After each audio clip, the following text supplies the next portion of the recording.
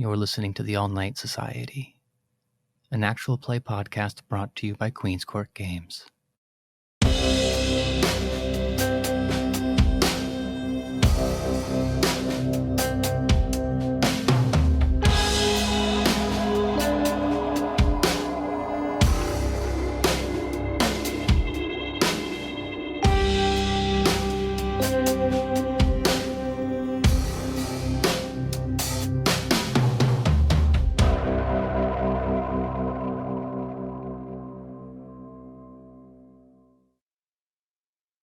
So that's two problems solved for now. You've milked what information you can out of your SI agent friend and your friend in quotation marks, question mark, Nosferatu friend. Makayla has done the best that she can for you, and through no fault of her own. That appears to not be enough, but at the very least, you have a lead. Lakeshore Hospital. It's pretty common knowledge in the city of Chicago that the hospital was closed after a decades-long string of patient abuse. There are rumors that someone else will buy the property and try to open a new facility, but that's a tomorrow problem. That's a later problem. What you know for now is, according to Maya, it's being used by the Gary coterie as a extraction point, as a rendezvous. On the subject of things that have been said that you might not believe, at least so far as the SI agent was concerned, they didn't have an operation running in that area. You seem pretty adamant that the refinery ambush was the thing they came to do. Fair enough, but that doesn't mean that there isn't something else waiting for us there. Best exercise caution as we approach Lakeshore. I don't want to walk into this place and have another situation like the one yesterday. I'm already beat up enough as it is. I can only lose so many shoes. However, it may be good to scout or learn anything about the area before we head in. Hey, in our case, we've got eyes in the sky. It's true. I was also considering maybe trying to get some building schematics, but that's a whole nother detour. It would, however, give us the quickest route in and out. Well, the hospital was constructed, sort of, in the late 1940s. It was originally going to be a residential development, and then in the middle, the person ran out of money or got bored. It's kind of unclear, but they got the shell up and then abandoned the property. The city ended up seizing it in the mid-1950s, and then with the help of some federal grant money, established a hospital, I believe, in 1964. It has been remodeled since then. Most recently, they put a nicer facade on it, but the original building plans are almost certainly lost. There's no way those permits from this random dude deciding to build a building are still around. Not even a city hall ordinance or request? You might find records of permits, but the requirement for developments to have blueprints on file is actually fairly modern. I assume, in that case, that it is up to some sort of code, and based on that assumption, I can pretty much figure out exits and entrances and other little tidbits about it from that. It is a hospital, officially, which means, yes, it has to meet certain requirements for the widths of hallways, and doors have to be able to open from both directions, that kind of thing. It's ADA compliant. My assumption is if Lakeshore is up to code and we can't find any records of sewers or entrances that way, a quick scout should be fine. What about the area? Well, it's located in Uptown, which is nice so far as most Chicago neighborhoods go. The property sits just across Lakeshore Avenue from a fairly large, fairly popular public park. And then if you cross the park even further and head right to the lake, there's a beach. Incomes in the area, it's slowly gentrifying, like all the neighborhoods that are adjacent Chicago's core. So I would not call it poor or dangerous, but at the same time, it's not so rich that there's white people calling the cops on strangers, that kind of thing. Most of the residences in the area are 4-story walk-up apartment buildings, although it's dotted here and there with condos, larger towers. The other thing is, I assume Makayla knows where she and Zion were going to meet when they got to the hospital, so I feel like she can just tell us, yes? She was just told, go to the hospital. And at that point, if someone's waiting for them, they can make themselves known. The hospital's abandoned, so there shouldn't be anyone else inside. You could follow the noises, look around, that kind of thing. Right, only so many places in a hospital that a couple of vampires can hide. It'll just be a matter of finding the place. And let's say I'm incredibly paranoid and think that maybe someone is after us who might have some power in the city. Lakeshore, that area isn't owned by anyone, is it? It has to be someone's domain. Depends if they're involved. Not necessarily. I mean, there are plenty of parts of Chicago that haven't been given to anyone. In that case, it defaults to the prince, but that doesn't necessarily mean it's his, you know? But if you want an answer to that question, you can start out with an intelligence and politics roll. Intelligence to test your memory, and politics being the local kindred scene. Who are the movers and shakers? That would be one success. Whether Maya wasn't paying attention in her La Sombra Chicago orientation class, or whether it's just not information that came up, who knows? But in either case, you don't recall. It's been a long night. It's nothing to be ashamed of not paying attention to that class. I don't know that I'd agree, but Ivy, you have a certain degree of knowledge on these things, do you not? I do. My mother made it very clear that it was very important to know these things. Well, Miss LaRoux, if you would like to roll intelligence and politics. That's 4 successes? Well, you know, once upon a time, for a very long time, it belonged to Maureen O'Leary, a very famous Chicago figure and longtime primogen of Clan Malkavian. Miss O'Leary disappeared prior to the werewolf invasion, at which point the territory was essentially abandoned. It was restored to the Malkavian primogen when a new one was selected, which means it is now currently the sole and exclusive domain of Son Newberry. I was worried about that. Shit. Now, we should remember that just because he's in control of the territory doesn't mean he's in control of the territory, right? Someone might be squatting, they might not have his permission. There are plenty of reasons why he wouldn't know what's going on. There are also plenty of reasons he would know what's going on. I'm sorry, isn't the Malkavian thing foresight? Fair enough, and considering how vocally opposed he was to the La Sombra's entry into the Camarilla, it just seems like something he wouldn't want to miss out on. In the police procedural world, we call that circumstantial evidence. Still, it's obviously enough to raise your collective hackles. That creates a problem of sorts. If it is your presumption that he is involved, you can't exactly go and ask him about it, right? The best case scenario, he just lies to your face. The worst case scenario, he tries to kill you right there. On the other hand, if he's not involved, one would think he has an interest in seeing these squatters removed and would offer his assistance. Fair enough. I think we need to get a good view of the situation before we even think to include him. Especially if this Zion character, who they were hired by, if his name points to Newberry, we've got a suspect. No, even a main suspect. I mean, yeah, because here's the thing. I don't trust Newberry farther than I can throw him based on his reaction the night of the sacrifice.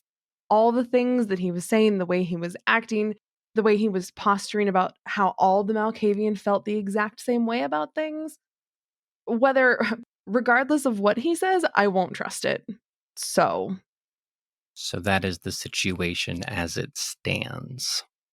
The idea of now having to go after somebody whose one of his clan's main traits is being able to tell the future is going to be a problem.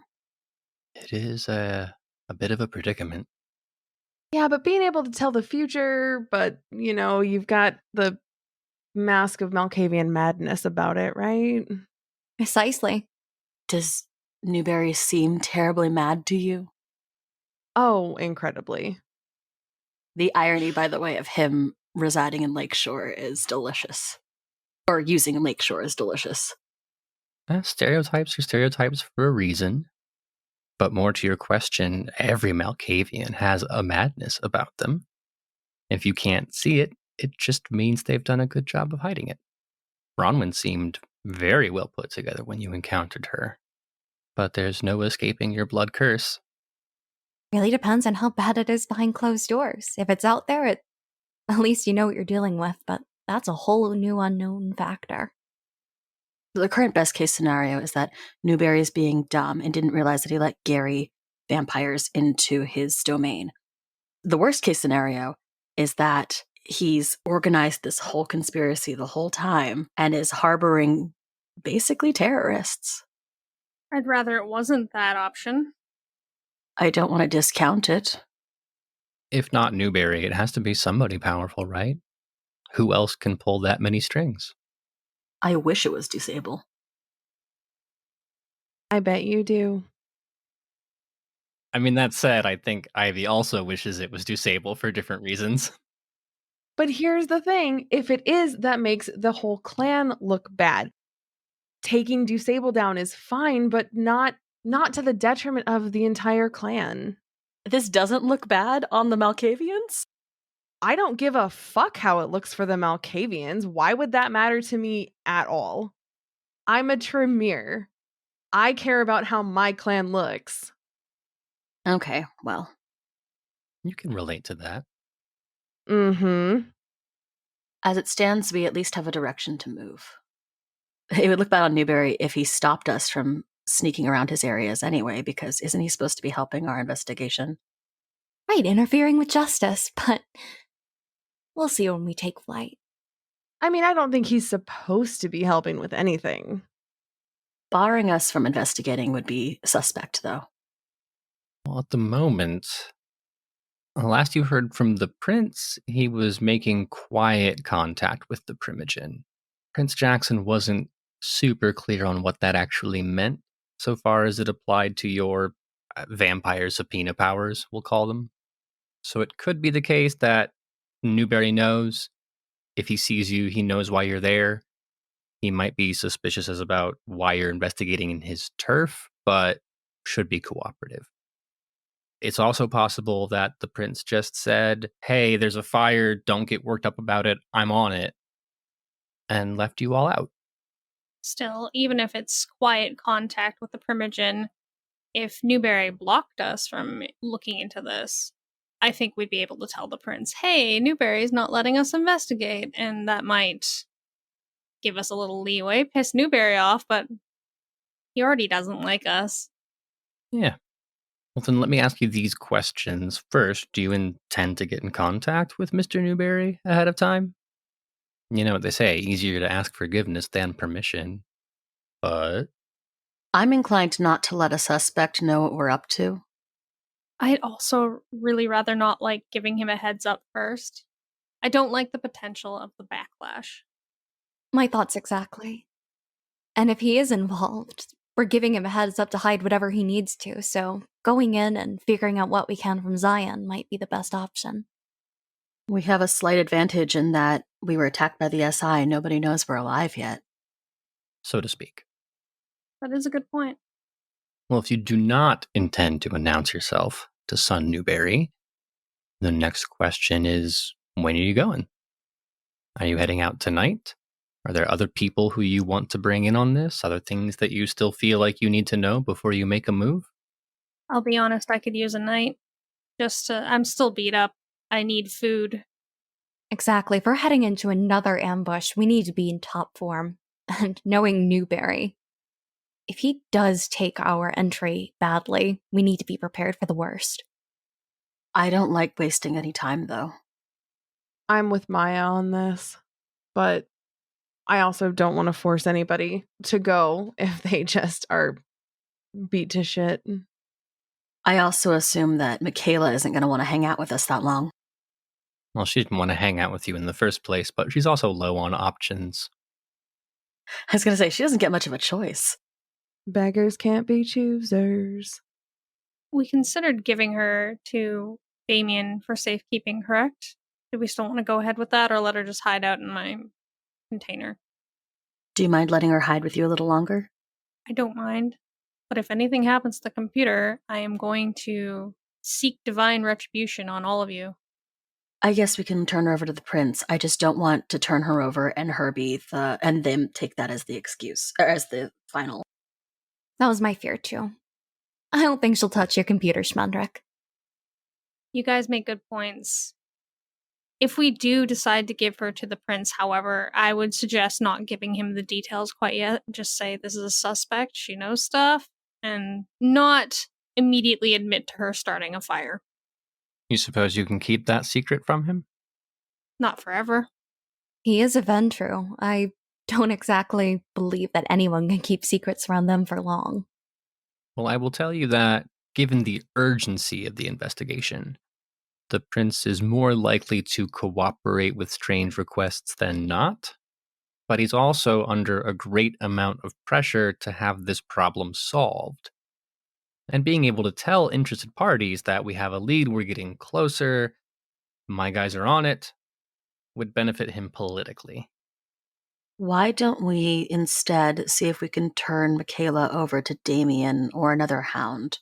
That way, the prince has her but isn't going to use her, and less people know, specifically, Newbury doesn't know we're onto him. It's your intention then to give Makayla over to Damien and then hope Damien keeps it a secret? Is Damien in someone's pocket other than the prince's? I think he was hired specifically because he wasn't, but That is true. Damien didn't want to be sheriff.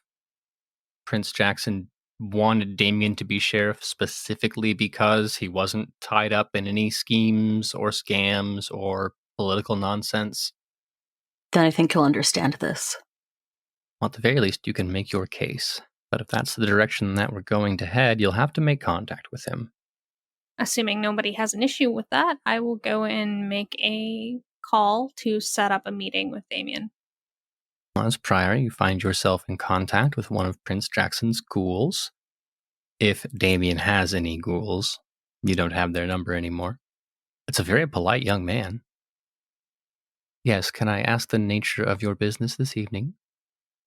Hey, I want to get in touch with Damien. Can you put me through to him? Or set up a meeting? And may I inquire as to the nature of your request? We have some leads on the case we're investigating. Yes, I see. Very well, one moment, please. I wait patiently. He comes off hold. Do you have access to reliable transport? Yeah, we do. We do? Very well. He gives you an address and a time. How many hours from now is this time? Less than one. Okay, so soon. All right. Thank you very much. Enjoy your evening. You as well. And with that, I'll hang up. And to Maya's question, yes, we do have a car. There's mine, which did not explode or get shot up, unlike yours. And there's Bob's, I guess, if we want to steal his truck. I mean, 5 people in a Volkswagen's gonna be a tight squeeze. Shotgun. not the first time you've been in a tight squeeze. If you're going by Dresden rules, the Volkswagen is at least not subject to my problems. That's true. You could probably drive it. And it's only fair, after all. Schmendrick drove your car. Turnabout is fair play. I think I'll let Schmendrick drive anyway. It's been a couple years. Mm-hmm. Ivy can't drive because they'll ask for her ID and then it'll go really bad. To be fair, I'm in the same boat with Ivy. I just drive anyways. I imagine actually this is the same way that Makayla got pulled over, is just obviously driving a car as a Nosferatu. Yeah, DWN. It's a big problem. Mm-hmm. Well, in that kerfuffle there, I heard Ivy make a very quick call of shotgun. With Schmendrick in the front seat, Ivy in the passenger, that means 3 other ladies will be in the back. Apologies, it's not as cozy as the as Maya's car was. That gets the job done, and there's not a hawk back here now. And I give Maya a wink. I look down at my borrowed Care Bear shirt and boxers, and Nothing about this is ever going to be comfortable again. Well, before we get too far down that road, literally and metaphorically, what are you telling Makayla? Someone has to go back to the shipping container and get her, and then tell her to come get in the car. Before I get in the car, of course, we need our important guest, so I'll head over to her storage container and fetch her. Well, Makayla's where you left her, sitting on Schmendrick's bed, twiddling her thumbs for lack of more entertaining things to do. The door opening, she looks up. Hey there, Makayla, right?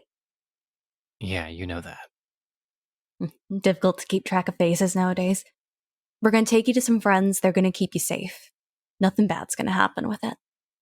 Thought that was your job. That was the promise you all made, right? Keep me safe. Well, yeah, we're taking you somewhere safer than this place. It's a holdover of sorts. Don't get me wrong, Schmendrick's got a nice setup here, but it's not exactly bursting with security, if you catch my drift. Yeah, I mean, sure, whatever. Just get hauled around, I guess. Lead the way. Walk out, look over my shoulder. So Rebecca takes the lead in directing the coterie to Schmendrick's waiting Volkswagen. It's a bit crowded, with Makayla on board, but she won't be here for long. Information travels up and down the network of ghouls and burner phones, and you get instructions to deliver your quarry to another O'Tolli's.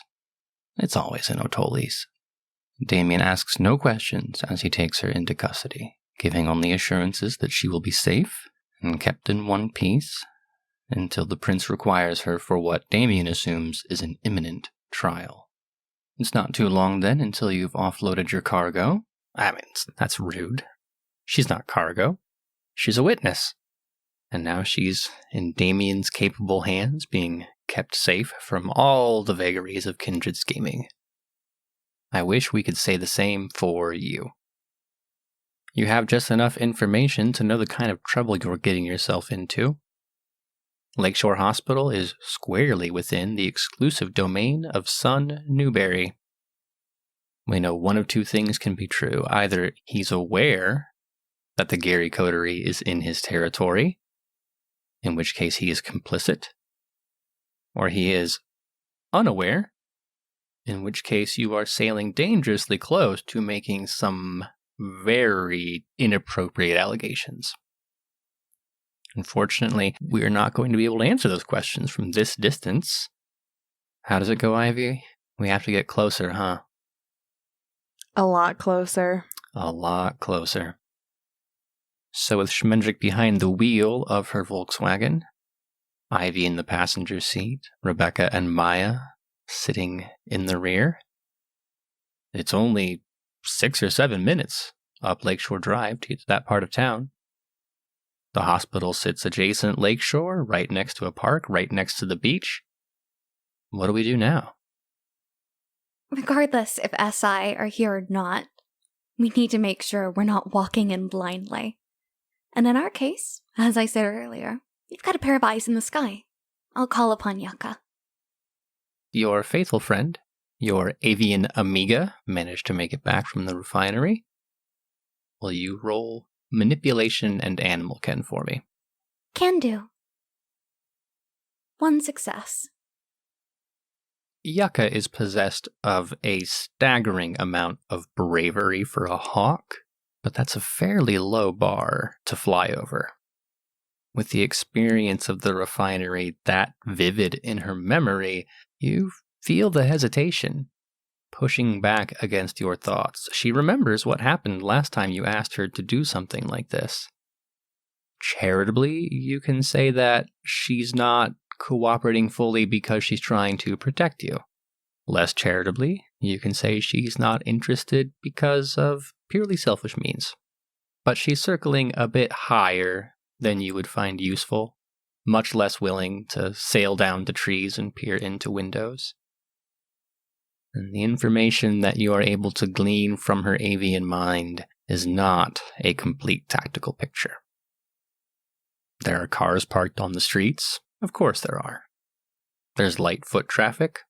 Of course there is. As I relate as much to the group, I realize Yucca's not in any shape to be flying so soon. I believe the term is flighty.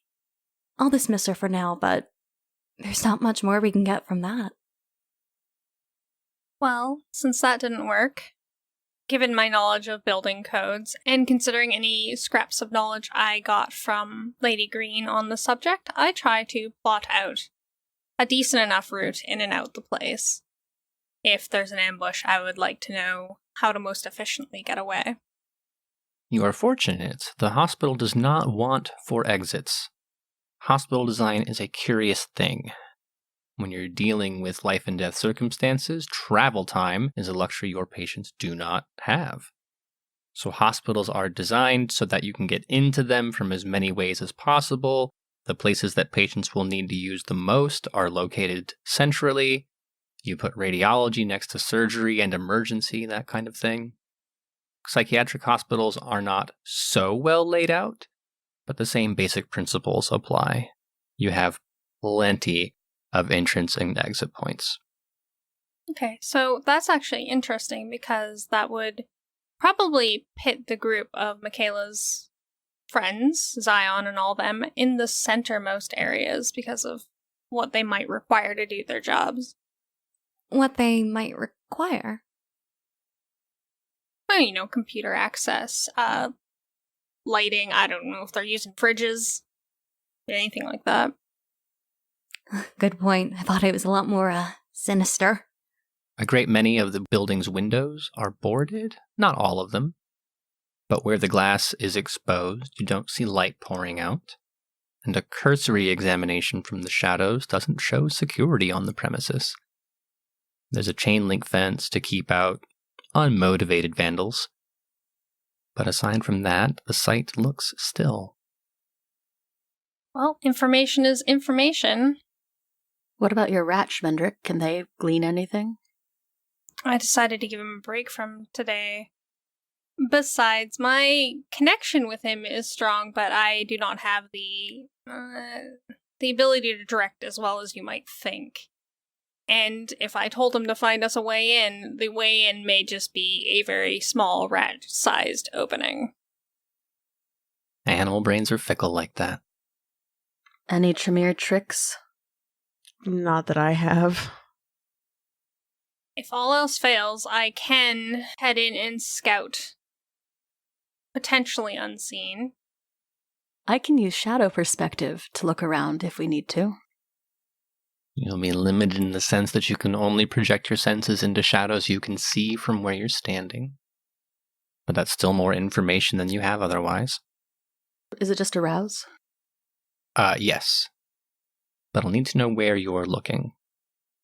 From a safe vantage point, either across the street or hopefully from the car, I will find a window that seems like it's got a good view of the space and use shadow perspective to peek inside. A rousing success, if that matters. It matters a great deal. You've learned quite recently the difficulties that arise when you can't control your hunger. But in this case, the beast makes no demands. Your eyes roll back till naught but white remains, and you cast your senses into the shadow. The building is 5 stories tall. Which one are you peering into? Schmendrick said that they would be closer to the center of the building. I would feel like it's safe to assume that most common areas that are larger would be towards the lower floors. Let's go with maybe the 2nd floor. You find yourself located in a dormitory room of sorts. There are 2 beds, both of them made. A very thin wool blanket, military surplus comes to mind. The beds sit on large concrete blocks. Perched at the top, a little teddy bear, one on each bed. Looking to the right, you see the bathroom. Plain block steel fixtures.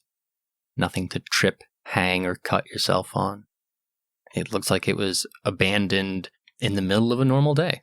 And not so long ago that someone's had an opportunity to come in and trash the place. No signs of motion. No signs of inhabitants. There are teddy bears still on the bed? One pink, one blue. Interesting thing to leave. Well, it looks quiet from here. May I slip into another shadow? You're welcome to change your perspective, but you'll have to rouse every time. I'll rouse once more to check the floor below me. Another rousing success. First floor is likewise still clean. The floors aren't polished, but they've been mopped fairly recently. You're staring at an intake center, a large open plan circular reception desk. One hallway cuts off to the north, another to the west. Offices, administrative nooks, records rooms, lining each of them down to the double doors on either side. First floor's clean too. Odd considering. How long has this place been abandoned? The hospital was closed in 2020, so just over a year. Slightly more believable that it's clean then. It looks like there's no one around. Not even our people of interest. I can't check that far. It would be very convenient if they were just standing by a window now, wouldn't it? Fair, and I doubt we'd be standing near any windows if we were in their shoes. Well, see, that's what I'm curious about. Why would they be anywhere where there would be windows? The important part is that you don't see guards, you don't see security, you don't see people sitting inside the front entrance watching the doors. Exactly. Free for a group of vampires to walk in and take their survey. Perfect. Well, let's get going then, enterprising urban explorers that we are. You guys like, I can still give the place a bit of a scout beforehand, but, I mean, sounds like we're in the clear for the most part. I'm pretty confident at least the first 2 floors are empty. Let's go in. Sounds good. Right. No time like the present, and I'll hop out of the car and lead the way. Well, as Maya has told you, the first floor is as expected. No bodies, living or otherwise. No lights, no sound. It's clean, though. And I say it like that, it's weirdly clean. Rebecca, you know how the world has a way of sneaking into open surfaces? You can't leave anything unattended without some level of dust accumulating. Of course, and that doesn't even go without the marks of other urban explorers. It seems maintained. Yeah, that means someone with money is actually taking care to preserve this place to some degree. It's not boding well for someone who might be controlling the territory. Unless they're the ones doing it, but that's neither here nor now. Hushed whispers, that's all that's here. Despite being a person who lives in an abandoned building, I think this is the first time I've been unnerved by being in one of these places. It's too clean, it's too sterile. With only our voices here, something's not right. Oh, come on, what's scary about an abandoned hospital? I look over to Maya and raise an eyebrow. You saw absolutely nothing. No one. Nothing but clean rooms and silence. It's a big place. We should start looking. Isn't tracking something you're quite good at? Oh, it is. I mean, in a place like this, and I'll look around at the frighteningly clean space. If there's any life here, I should be able to find it. So, prowling down the wing hallways, is there any sign of life here? Activity? Or has it all been swept away? For that, will you make a wits and survival roll for me? 2 successes.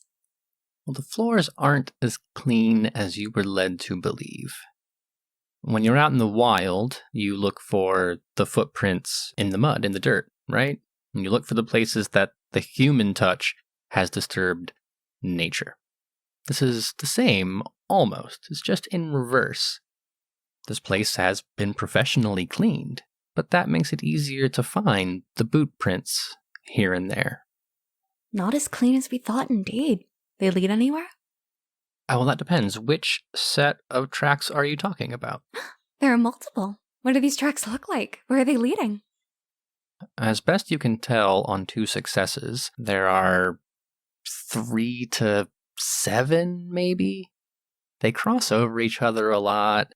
The tracks aren't really good enough for you to get a clear sense of how big a shoe size is, or if the soles are different. Nothing that would allow you to differentiate between individuals passing. Would an investigation work here, or show us where they're headed? Or show us the largest amount of... The direction is actually quite easy to ascertain.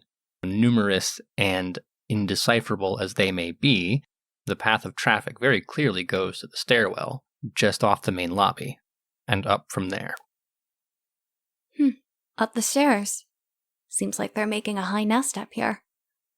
So the coterie proceeds, slowly, cautiously, ears tuned to the sounds just outside the wind. Every single footstep sounds so loud compared to the deafening background silence. Rebecca, you're in front, right? Of course. I'm our, explorer. Not urban, but close enough. And who's behind you? Schmendrick. And Schmendrick, who's behind you? Maya, because I don't trust her, so I would be bringing up the rear. Wow. It's weird that she hates you so much. She would rather be the one in the back, vulnerable to being picked off. Well, if she gets picked off, we'll hear the screaming, I assume. Well, on the topic of hearing things, Rebecca, will you make a wits and awareness roll for me? Oh boy. Sure thing. 2 successes. Nothing on the second floor. Right, and place doesn't seem populated, except for, and I'll motion towards those footprints. We don't even need to actually enter the floor if I can just get into the doorway and peek around again. Right, the shadow thing. Seems like a good course of action at the very least. If someone is waiting for us in there, you'll spot them. Creeping upward, creeping onward, step by step into the unknown. In the core of the building, light is hard to come by. You catch the occasional glimmer of the moon shining down, but inside the actual stairwell, it's close to pitch dark. You're left alone with your ears and your imagination. You can see the person ahead of you, but aside from that, it's the creeping sensation that anything could be lurking in this building. Can I activate Sense the Unseen? Maybe there's something. It just feels like a thing that I want to do. Sure. It's free, right? Peer into the umbra, see what you can see. No ghosts or anything haunting this place, huh? It's going to depend entirely on your wits and aspects roll. 5 successes. No, it's emotionally stale. There's nothing here. At least that is what you believe until you reach the 4th floor. At this point, Rebecca doesn't need to roll wits and awareness. You can hear it coming from down the hallway as you approach that half landing before turning right up another half set of concrete stairs. It's quiet. Not whispered. Muffled, you'd say? A kind of moaning? Maybe a whimpering? Possibly a muttering? Normally that wouldn't be out of place in a hospital, but it isn't right here. Is it distinguishable in any way? No. Is it one voice? Is it 10 voices? Is it just outside the door? Is it at the end of the hall? If we can open the door quietly and just a crack so I can see, I can look again. Be my guest, because my rays are going to make a lot of noise. One more shadow perspective? Sure. Oh, it's a hunger gain. Well, it's a bit worse than that, isn't it? Anytime that you roll a 1 on a rouse check when using Oblivion, you reach into the Umbra and some of it reaches back. This is fine. Mechanically, that means you take a stain. The Umbra is morally dead. It is the plane of Oblivion, whence your power gets its name. But more than that, it is empty, cold, void, and dead. And making any kind of psychic connection with a plane of pure, utter darkness. There's no amount of humanity that can survive that touch. So you throw your senses into the shadows, surrounded as they are by those things that lurk and tug from just behind the curtain, in the reality that you cannot see, you do not understand, but nevertheless tempt with your presence. You're looking down a long hallway, 100 feet, lined on either side with individual rooms. Not the kind that you saw on the second floor. The doors are too close together. Cells? Every single door, left and right, is shut. There's a small slot in the bottom where a tray could be inserted, and a small window near eye level, porthole-ish in shape. Those you cannot see into, but the length of the hallway is clear of any presence. I don't love that, but apparently I don't care anymore. It's clear. I'm gonna let the coterie know. Well, that certainly sounds like a place where you'd keep somebody if you needed to make sure that they weren't going to go anywhere. I'll look to the coterie when I get back into my body. Patient isolation rooms. I don't know if the doors are locked, but they are definitely closed. Back in your body, huh? Most of me. Well, if we have reason to believe we should open them, I can pick the locks, provided that they are locked. I think the idea is that these are sort of unopenable from the inside, which means I think it might be safe to at least enter the hall. Who's going first? I'll take the lead once more. If something is going to attack our coterie, I want it to face me first. I'll follow up. No need to change the marching order on my account. Where's that moaning coming from, first of all? These cells, they could hold anything, but let's deal with the most apparent problem first. Everywhere? Everywhere. Like, no source peering into any of the cells if they have windows. There are the little feeding holes. Is there anyone, anything? Which cell do you look in? Front left. Let's start from the beginning.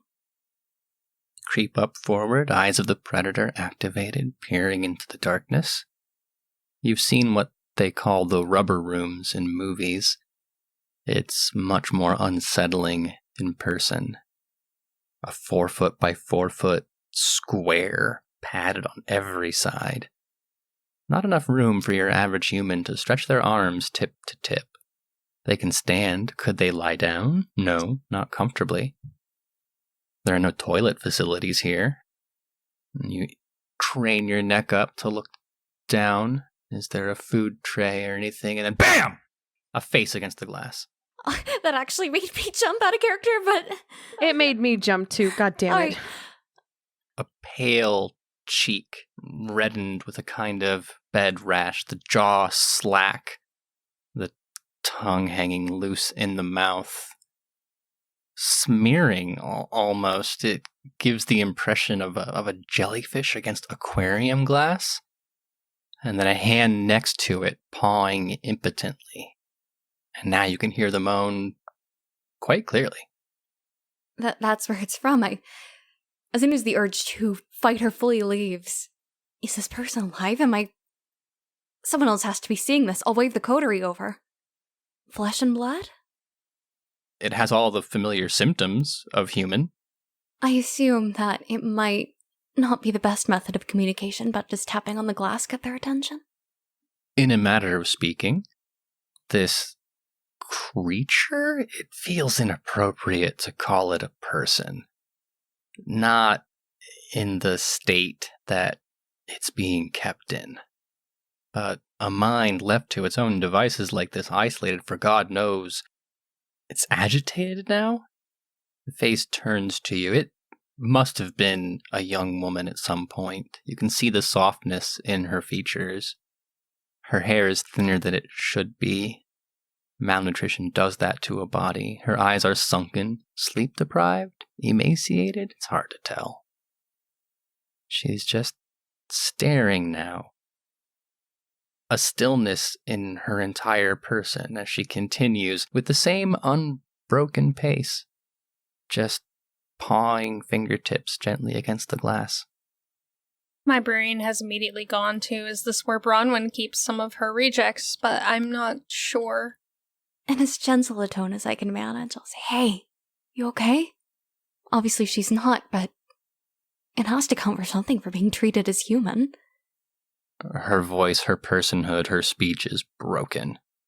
If she's capable of normal speech, she does not demonstrate that skill in this moment. We don't even know if she's kindred or not. Can try and find out. Before we let her out of any cells, are the others occupied? We're not letting her out of a cell.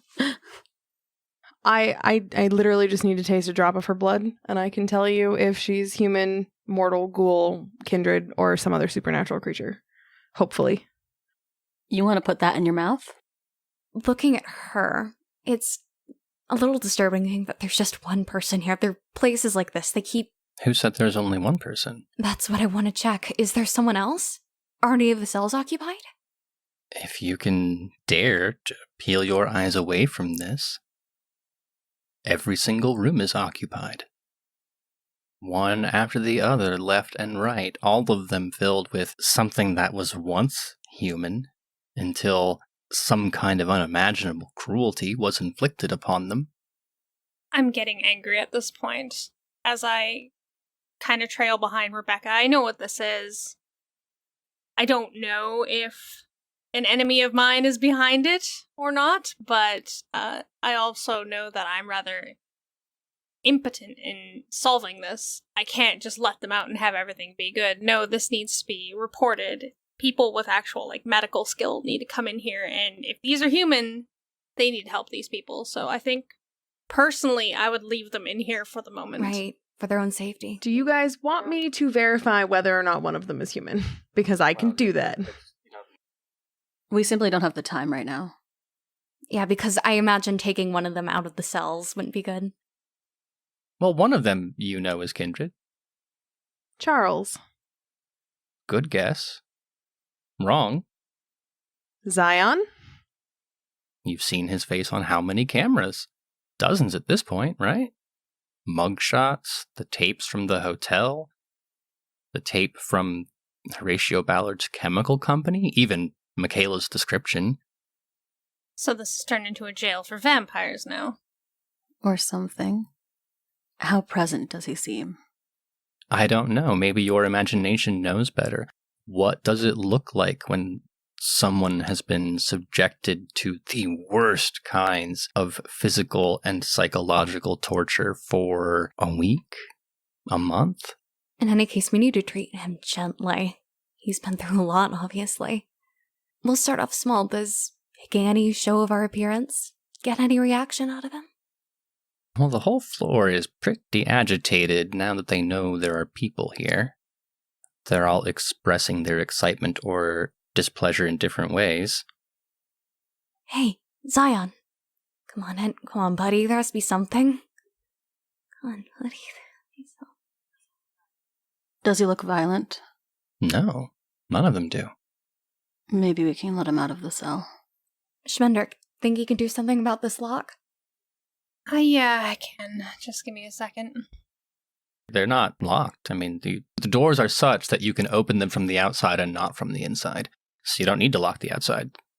I don't tell them this, and I just kind of walk up and open it and go lockpick. It's remarkable what Schmendrick can do. No lock escapes her fingers. I am the master. How does he react to the door opening, though? Well, as the door swings open, Zion recoils. He flees as far as the room will allow him to, cowering in the corner. Hey, whoa, buddy. Makayla sent us.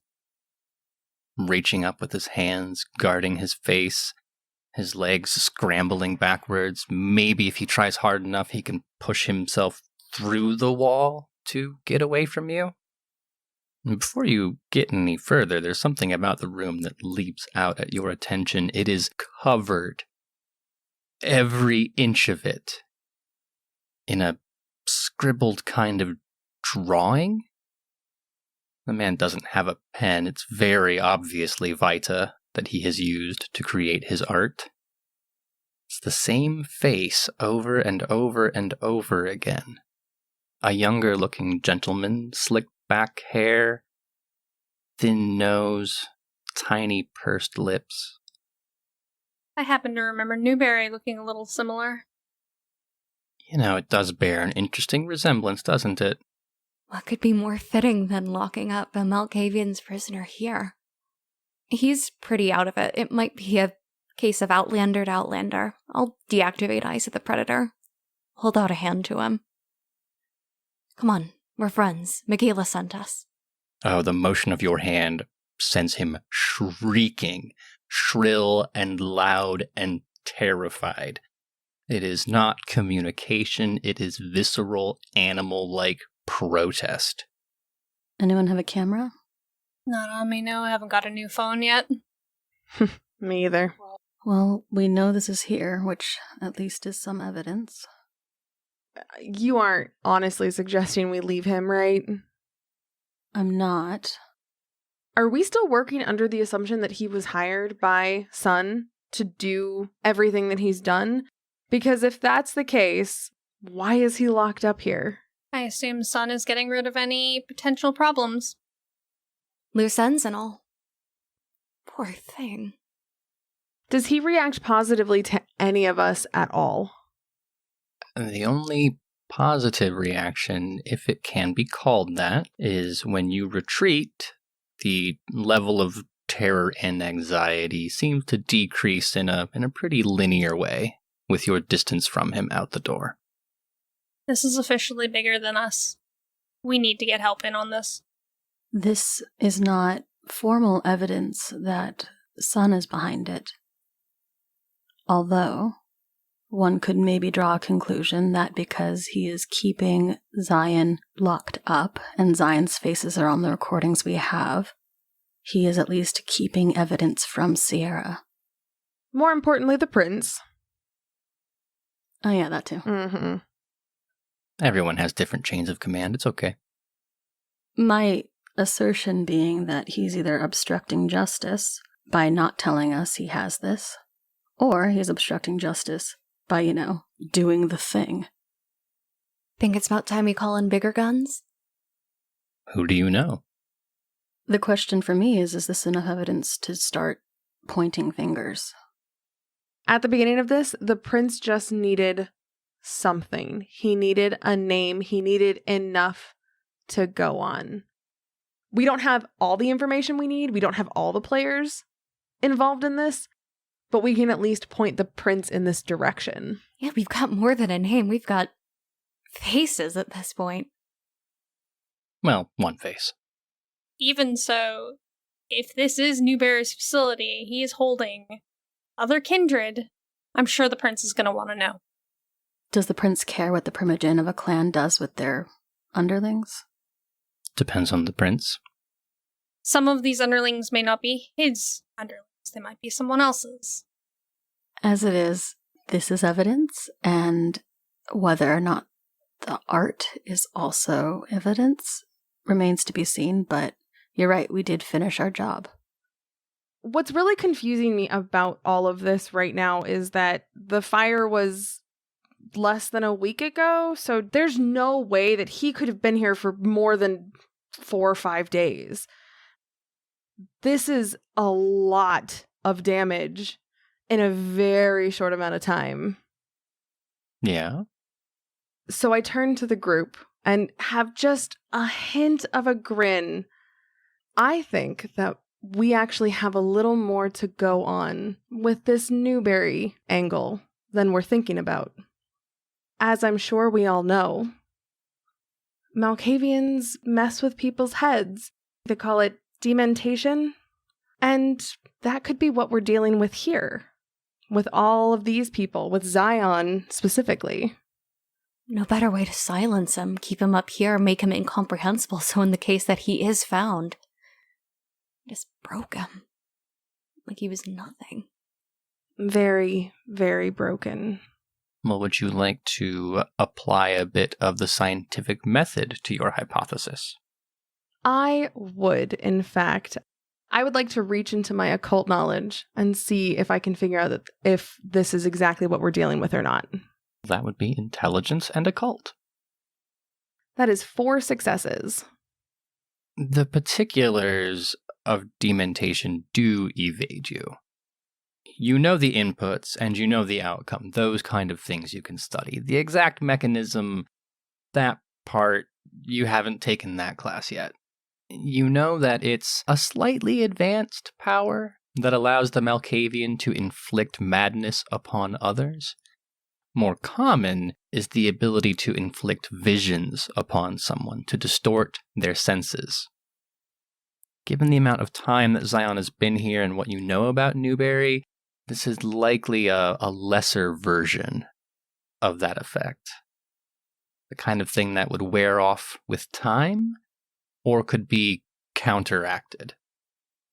Do I have enough knowledge to know what kind of abilities would counteract it?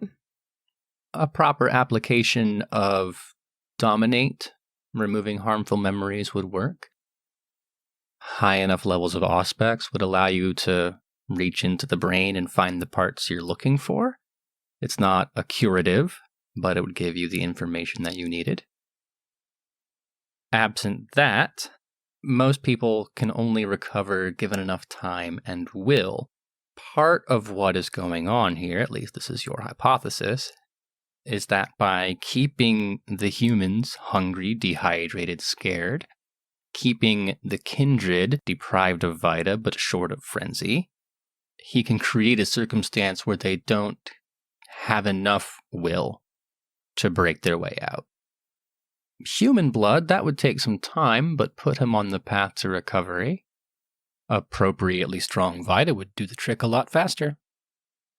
Appropriately strong like me, or appropriately strong like Rebecca? You know, there's no way to be 100% sure. Given enough time, you could try vita at each level, carefully document the results, and then come up with a theory of your own. In an urgent situation, probably best to just go with the best stuff you got.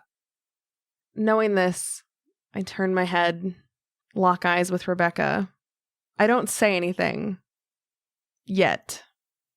I just watch her for a second. I'm already concerned for this man. If he's broken like Ivy said, then she has to know some way to fix him, right? I return her gaze. I wouldn't say pleading, but I'm looking for something. Rebecca, do you want to help this man? Do you want to help this kindred? Of course. That's good to hear. And I go and I grab her arm and I look up in her eyes and I say, "Are you sure you want to help him? You're sure?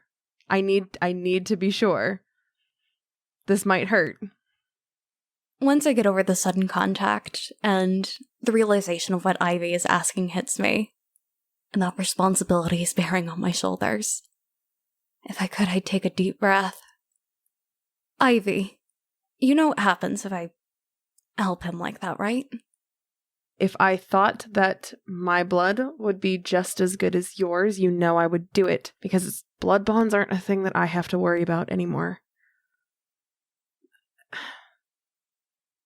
I just know that the best chance that he's got is a little bit of the good stuff, the better stuff. You can help this man, sure, but the words thrall and regnant come to mind. The blood bond is impure, slavish devotion. I don't want that. I'm not a monster. I'm not gonna make this man my slave, but is it fair to leave him locked in here in his own mind? Look, if you don't want to do it, I can. It just, the process is longer. If I might interject, ladies, I don't think we have a whole lot of time. There's gotta be wardens. Someone's probably gonna come by eventually. It falls to you then, Rebecca. Son Newberry has already broken this man's mind, has done something dysfunctional, abusive, and perverse. But kindred say the same thing about the blood bond. But I'm not doing it for that reason. I'm trying to help him. I'll take my arm from Ivy. I'll do it. And I'll walk into the cell. Good girl. You hold out your arm, drawing a talon across the cold, waxy flesh that makes up your body.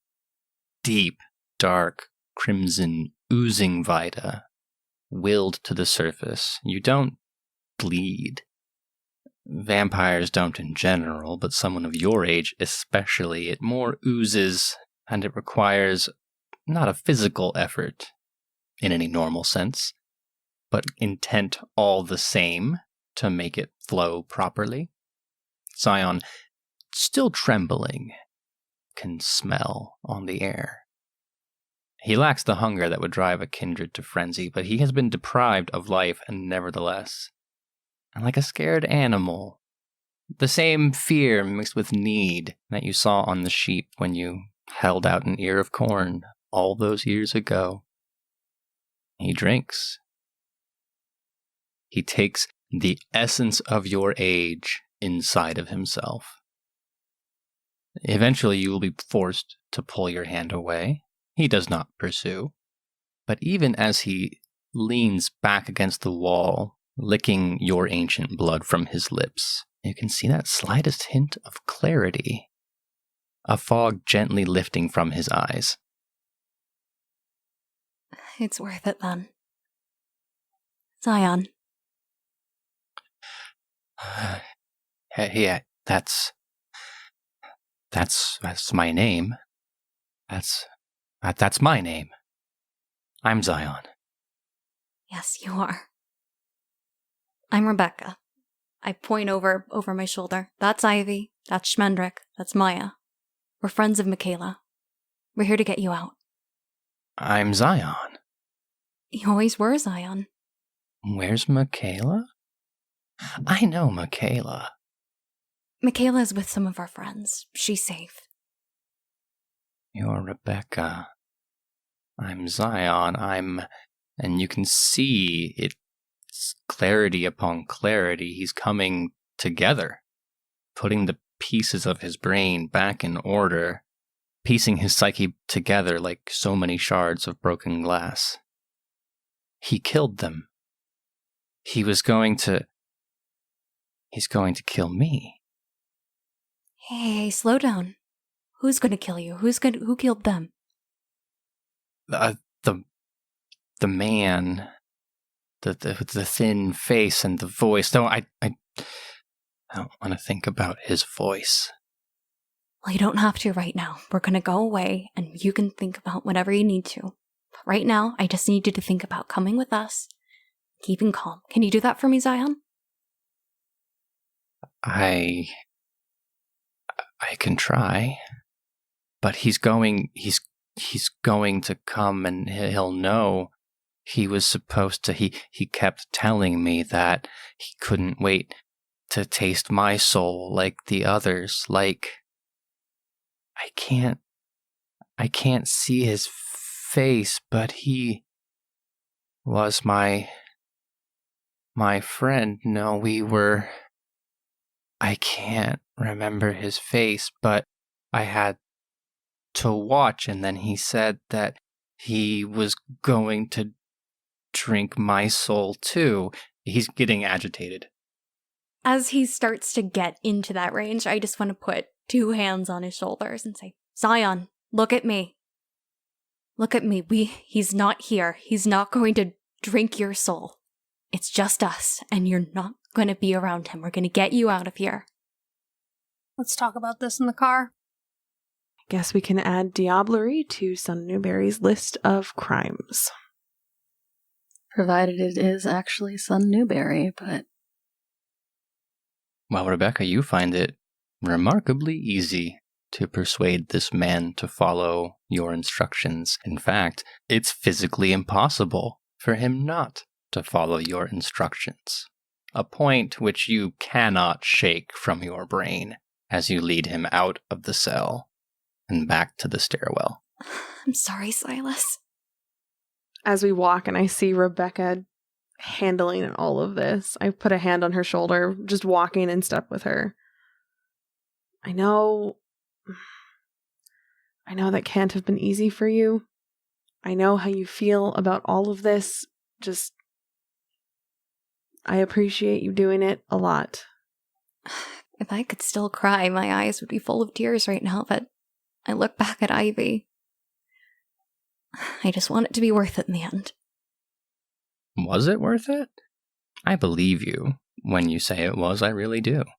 And what in the world so far hasn't required a sacrifice? This began with a sacrifice. Malenkov was a sacrifice.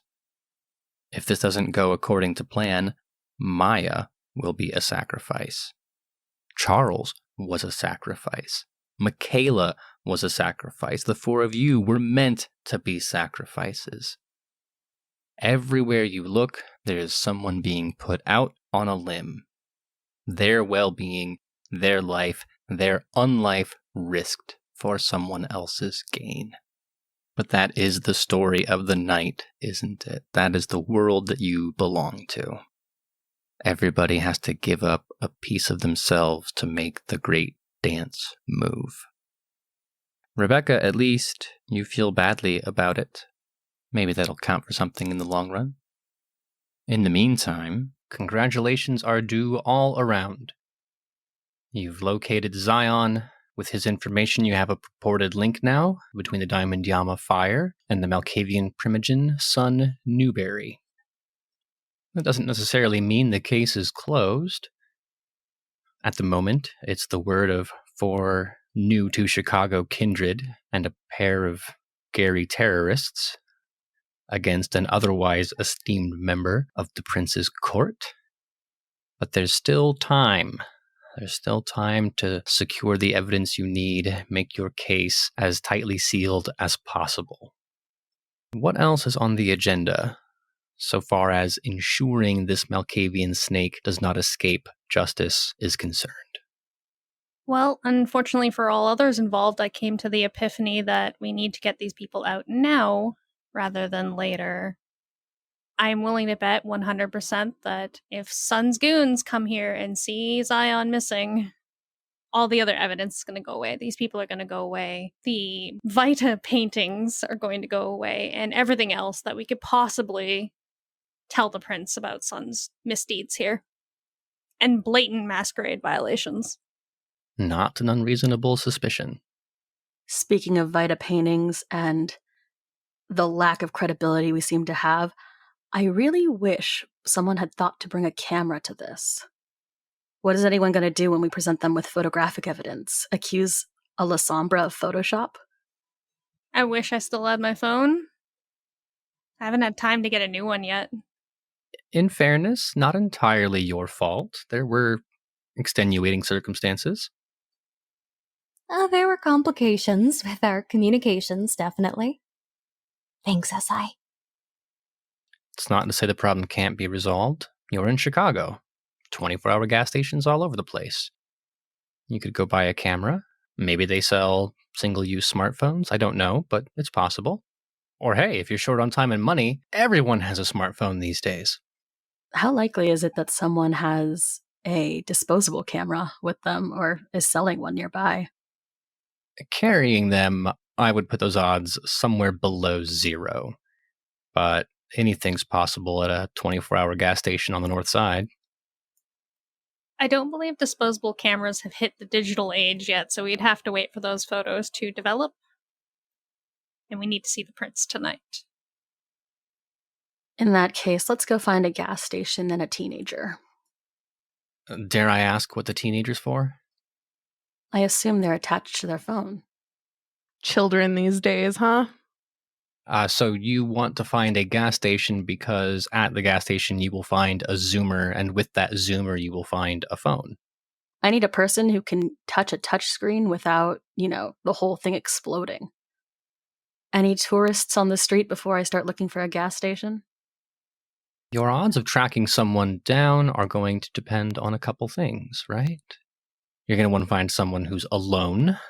That narrows it down. You're going to find someone who's not paying that close attention. It's nighttime in Chicago. Even on the north side, people do not appreciate being confronted by strangers in the middle of the night. That said, I would take manipulation and streetwise? Or wits and streetwise? Bold of you to assume I have streetwise. Oh, I didn't say you had to do it. Oh, true. What, Maya made it through all those years of business school and didn't learn how to delegate? Schmendrick, is there any way you could find me someone who has a phone? I smile at Maya. Everyone has a phone these days. But yeah, I can scout to see who's got a good one. See, Schmendrick, you say that, but literally none of us, and I motion to the whole group, have a currently working phone. So it's so sad. it's really unfortunate. All right, so everyone who hasn't recently been shot at by federal agents has a phone. Is that fair? Yes, I would agree with that. Yes. That works for me. So what sort of streetwise role do you want me to make? Well, I'll leave it to you. Tell me your approach and we'll go from there. You descend the hospital down to Lakeshore Boulevard. There's a park across the street. There's a busy residential neighborhood behind you. What's your move? I feel like a busy residential street is probably better for me to just either spot or pickpocket off of someone. Stealing one. Well, you certainly have the skills for that. We can start with identifying your target. Will you make a wits and streetwise roll for me? Of course. So that is 4 successes. Excellent observation skills. You spent countless years lurking on New York streets, being among people but unnoticed for them. In this case, you identify someone walking alone, AirPods in their ears. It's a medium-height gentleman. He's wearing a light windbreaker jacket to fight off the evening chill. A slight hipster vibe to him. Curly red hair on the top of his head, but the sides are shaved down. It's vaguely model looking, although his cheeks are a bit too full, his jaw a bit too soft. Where does he keep his phone? Well, he's not holding it in his hands. It's his hands in his pockets. Based on the fact that he has earbuds in, it has to be somewhere on his person. You watch for a while, you can see which pocket he's keeping it in. I love that he's wearing AirPods because that means I can take the phone and get a distance away before the noise will cut out and before he'll even notice that his phone is gone. But at the same time, if his hands are in there, that makes it a little bit more difficult. I will look to Maya and say, that guy might be a good choice for a phone. Perfect. I will walk right up to him and simply compel him at this point. Give me your phone. Few things in the world more ominous than La Sombra departing the shadows. So with Schmendrick's assistance, you ambush your target and let slip that vampiric willpower, replacing his thoughts with your own. Go ahead and make your compel roll. That'll be 3 successes. He's surprised, he's shocked, he's a zoomer, so you know that capitalism has ground down whatever willpower he normally has. He is unthinking in his obedience as he wraps his fingers around this very fancy, very new phone and holds it out in your direction. I'll take it from him and ruffle his hair and walk away with Schmendrick. Are you sure you want to touch it? I'm not using it, I'm just holding it. Okay. Even so, once you get close to me, there's this kind of nail-biting nervousness to me as I take it from you and hold it close, like, is it okay? Aw, you're coddling the telephone like it was your little electronic baby. Someone has to protect it from the La Sombra. No offense, Maya, but you're going to hurt it. I would never. Yes, the telephone, Chicago, the Camarilla. What couldn't you say that sentence about? Aggressive. Not untrue, just aggressive. Not incorrect at all. Well, while our Nosferatu and La Sombra friend are securing a documentary aid, what are Ivy and Rebecca doing on the top floor of Lakeshore Hospital? Schmendrick mentioned wanting to get these people out, and considering the state that the one lady I was speaking to was in, I don't think letting any of them out is a good idea. I can't exactly, well, I can, but I don't want to make ghouls out of them just for the sake of laying them out their cages a little early. And I've already done enough of that tonight. don't want to do it anymore. Honestly, right now, it's probably not in our best interest to fix them, because then we'll have to explain the whole vampirism, why they've been tortured in cells for the last little while. Better to leave them a little crazy. Schmendrick raises a good point. All of that cajoling is good and well, but what are you doing? Zion, from what we've gotten from him so far, he has information that could help us. Already he's given us something that's enough to break this case, but what else does he know? Hey, Zion. Yes? Yeah? Ugh, gosh. The eagerness, I don't like it. I just wanted to talk to you about a few things. Oh, sure, of course. Yeah, whatever you want. Anything for you. With more than a little discomfort, I opened my mouth. Do you remember how you got here? Were you supposed to meet someone? Makayla mentioned that, right? You see him looking back into the corner of his brain. It's obvious the memories are there. He's just doing the slow work of piecing them together. Yeah. When we were done with the hotel, we were supposed to, lay low for a few days, and then everyone was supposed to meet here to meet him, and I made it, and Sydney made it, Elijah made it, but no, Makayla didn't make it. Don't worry, she's with us, but did you see what happened to your friends, Sydney, Elijah? I did. I didn't want to. I did, but I don't want to remember that. Oh, God, I feel awful. It is painful. Whatever Son did has reduced him to a childlike intellect, at least for now, at least until his brain has a chance to put itself together. Maybe, you hope. It's unclear whether he will ever recover from this. Oh, God, that doesn't bode well for getting him off the blood bond. But I'm not going to push him to remember that. At the very least, the prince might be able to, in a less painful manner. I'm not going to exploit what I've done to him for that. Well, it's an amount of restraint that many other kindred wouldn't show. So you can pat yourself on the back at least. You don't have to remember that, Zion. It's just that people are going to have questions later, and you have to do your best to answer them, all right? Yeah. No, I can answer questions. I know you can. But about him, if you're uncomfortable, you don't have to answer me, but did he ever give his orders to you directly? How did you get the job? What job? The Diamond Yama. Burning it down, setting up Charles. The Nosferatu that Makayla was pretending to be. Oh, the fire. Yeah. No, we set the fire. Because he told you to, right? Yeah, he came to Gary and he met with me and my friends, with me and with Sydney and with Elijah and with Makayla.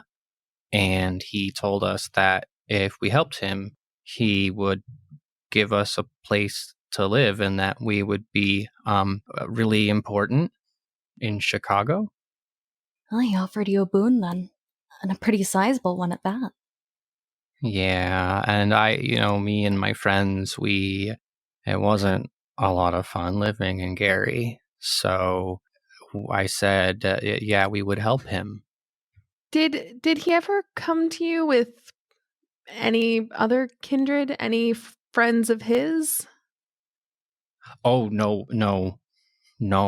He was very, very strict that we didn't tell anybody and that we would only talk to him. It's a really big secret because if the Kevin Jackson person found out, we would all be in a lot of trouble. Well, he was right about one thing. He's going to be in trouble, but not you, Zion, not any of your friends. I don't know this for sure, but I don't want him to feel in danger. Because really, we're going to try to keep them out of trouble. Zion, you're going to be fine. You're not going to be in trouble, I promise. Oh, no, of course not, because you're here, and I will do anything that you need to keep us safe. Question, can vampires shudder? Because I would shudder. It's just this guilt raking down my back at this point. I wanted to help him, I really did, and this was the best way to go about it, but what's gonna happen to him after? Don't forget, blood bonds are not forever. They require upkeep. That's true, but the state he's in, is it going to be more dangerous to take him off it? I don't know. It's like imprinting on a duck, isn't it? Eventually, it'll grow up and go its own way, right? I hope so. I really hope so for his sake. I don't know that Rebecca would know this. Silas never asked her to submit to the blood bond or vice versa. But, Ivy, your background naturally has a lot to say about it. You know that it doesn't last forever. It has to be reinforced. Save for mystical means, breaking the blood bond only requires that you keep the thrall and the regnant separate for a period of time. It can be as little as a month, if you only shared a few drops of your blood on one occasion. So we're just really lucky that it's just once, and Rebecca doesn't really have a desire to continue doing this, so it'll be fine. So Makayla, she was pretending to be someone else, right, Zion? Yeah, that was a very important part of the plan. His name was Charles. Do you know what happened to him? Oh, is Charles missing? Nobody has seen him. We checked his haven, we looked everywhere, and we thought we got a call from him, but it was from, well, Makayla. Have you seen him? I saw him once. We had to watch him so that Makayla and the potion would work. But we didn't see him after that.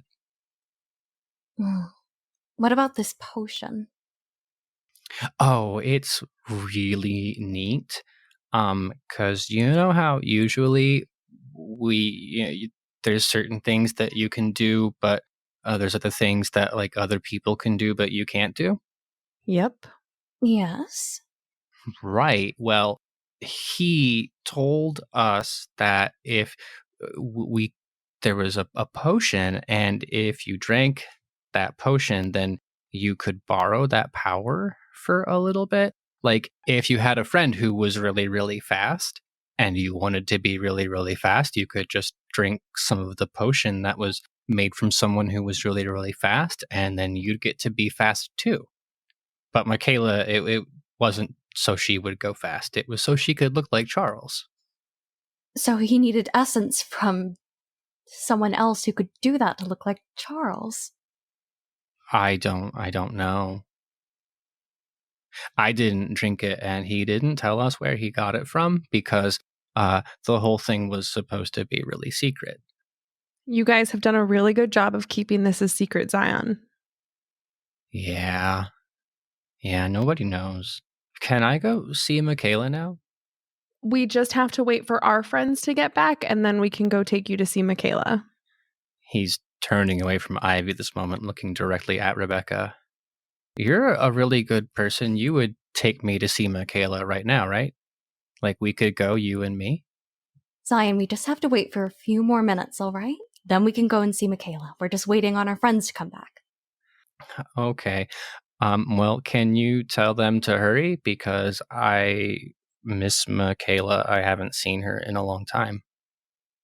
I know, she's important to you. But I promise they're going to be back here as soon as possible. You just have to wait a few more minutes, okay? Okay, fine.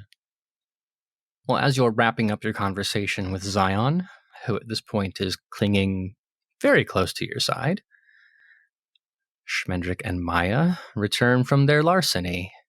I suppose it was a mugging, really. But another case, you have a phone. If we can document everyone who is here, as well as the erasable parts that Sun might clean up afterwards, that would be great. Yeah. When I look at the phone, am I able to crack it open with ease? I assume there's like a fingerprint of which direction the key lock goes, and I can just do that and get right in. Oh, you have a billion dice in wits and technology. That's no trouble at all. All right. So once I have the phone open, ready to go, I'll hand it to Ivy and say, "You're good with documenting or books. Could you do this for me? I'm going to go steal Bob's truck." Oh, okay. Wouldn't be doing my job if I didn't ask, what's the truck for? The people. If you haven't noticed, Sun's going to get back at some point and notice Zion's gone. And that doesn't bode well for the rest of the humans here. He'll want to get rid of evidence.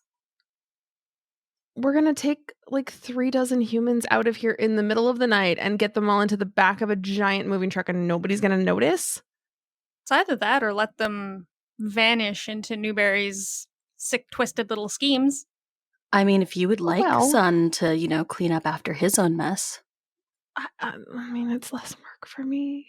In fairness, you're asking Ivy to care for approximately 36 more humans than she has ever cared for since she became a vampire. I'm not asking her to care about the humans. I'm asking her to care about the evidence. Yeah, to be fair, I gave her the phone and told her to document, not care for the humans. I know what I was doing when I gave her that order. Smart. I speak fluent Ivy. Although it's not entirely selfless, right, Ivy? You're doing the prince a favor. You're defending the masquerade of your own volition with your own initiative. Yes. Of course. Oh my god, I can't possibly say that without sounding disgusted as I say it. Just dripping with venom. But I drop my shoulders, tilt my head side to side as if I'm trying to crack my neck, and let out a little bit of a sigh. Sure. I will document all of this, every single bit of evidence that we can use against Sun. Not a problem. Okay, I figure it's safer if all three of you are here. I'm going to try and be as fast as possible. Sure thing. Things won't get out of hand here. Well, you be careful out there. If Sun has eyes on this place at all, I just be careful, please. Given that I know approximately how long it'll take me to get to Bob's and back, I will give them all a time to expect me and to have the people ready, because I'm going to drive the van right in and we're going to unload the people. So it'll be a small amount of time to get this done without running into trouble. Indeed. Well, I will ask this. First of all, Schmendrick, can you make a wits and drive check? I can try. 1 success. Okay, keep that in your pocket for now. As for the remainder of you, Ivy, it's going to take you the bulk of the 15 or 20 minutes that Schmendrick suggests to document this area thoroughly. Maya, Rebecca, it's not like you can help her, so what is it you do in that time? I was gonna look around to see if, or keep watch, I guess, but Same, I was going to use this time to scout around. Newberry is paranoid, even for a Malkavian. There's no way that he doesn't have eyes or some kind of security on this place. I'm gonna keep an eye out for that. Watch him right back. Well, without moving Zion around, and at this point it's become clear that separating yourself from him will cause no small amount of alarm, the best you would be able to do is to watch out the window at the end of this hallway, looking down over the parking lot behind the hospital. Maya, you have freer reign. Are you making a patrol of the place? Yeah, I'm going to spend this time throwing myself into shadows all over the place to see if I can see anything untoward. Aside from the horror hospital, that is? Yes, aside from the obvious horror hospital. Ah, very well. Well, will the both of you roll wits and awareness for me? Can do. That's 5 successes. Messy critical. Oh, I thought we were done with that. You took the time to go eat, Rebecca. This kind of thing shouldn't be happening. It shouldn't. I purposely made sure that the beast was satisfied before I went out tonight. Oh, but is the beast ever truly satisfied? Not unless you do some dark, dark things, and I am not that kind of kindred. Mm-hmm. And Maya, your result? 3 successes. Schmendrick, on 1 success, you are having difficulty navigating traffic. You do live on this side of town, but you're used to driving the Volkswagen around. Now you're in a truck, and there are all kinds of one-way roads you can't go down, bridges you can't drive under, weight restrictions that you have to detour around. It's going to take you a bit longer than expected to make it back to the hospital. That sucks, but that'll give them more time to be ready to move the people out, so I'm okay with this, in a way. I mean, we can hope that they're spending their time preparing for your arrival, right? We can hope indeed. You gave them pretty clear instructions. Unfortunately, they're not abiding by them. Maya, with 3 successes, you notice 2 things, one right after the other. First, into the parking lot, the rear of the building, a private security patrol car. There are 2 officers in the front, a woman who is driving, a man seated next to her. They are both wearing the appropriate uniforms. It looks legit. Well, that's fun. You also notice Rebecca, or at least a Rebecca-shaped blur, Oh no. because the predator is not content to wait up here. The predator's not going to sit in a hallway that only has one exit, 5 stories up in the air with nowhere else to go. If nothing else, it demands a better view of the situation. Ivy, as you're documenting, you hear Rebecca opening up the window on this floor, jumping out onto the small lip of roof that lines this floor of the building, and the crunch of her feet as she carefully but quickly navigates to the edge of the roof. Rebecca's taking a perch, ready to jump. Now, we've established that her beast is quite impatient, and given the goings-on of the last few nights, I don't think she has the self-control to keep herself from adding another few humans to her list of victims. Maybe these are ordinary security guards, with no business beyond checking to make sure there are no teenagers smoking in the lobby. Maybe these are the goons that Maya has been worried about, coming to make rounds of their employer's territory. Or worse, maybe they were called on purpose. Maybe you tripped an alarm. Maybe you were spotted. Will Rebecca be able to contain herself? Will Maya be able to defuse the situation? Will Schmendrick arrive to find her victims lined up and ready for transport? Or arrive in the middle of a vicious crossfire? That question, unfortunately, is a story for another night. You've been listening to The All Night Society, an actual play podcast brought to you by Queen's Court Games. If you enjoyed your stay, be sure to subscribe on your favorite podcast app. For more content, including exclusive art and audio, follow us on Facebook or Instagram at Queen's Court Games, or on Twitter at Queen's Court RPG.